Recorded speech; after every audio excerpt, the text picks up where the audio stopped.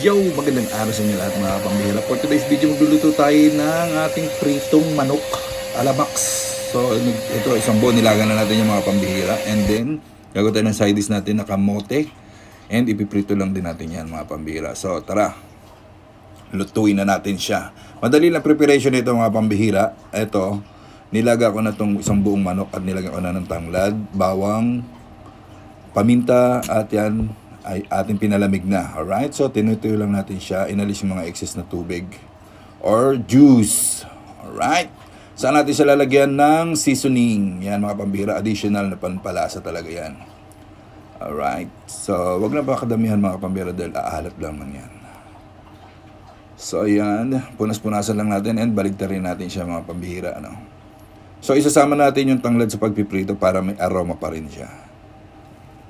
Alright. So, yan. Madaling-madali lang po ito. Pwede nyo pong lutuin ito kahit anong oras, anytime, any day. Madali lang. Sundan nyo lang po yung video mga pambihira. Napakadali po lutuin itong fried chicken alamax. Alright. So, yan. Kumukulo na yung mantika at nilagay na natin ang ating isang buong manok. Right. At ayan, binaligtad na natin mga pambihira. Alright. Tumalsik pa. At ayan na. Binaligtad na natin. So, ayan na yung kanyang itsura mga pambihira, no? So, very, very yummy, yummy.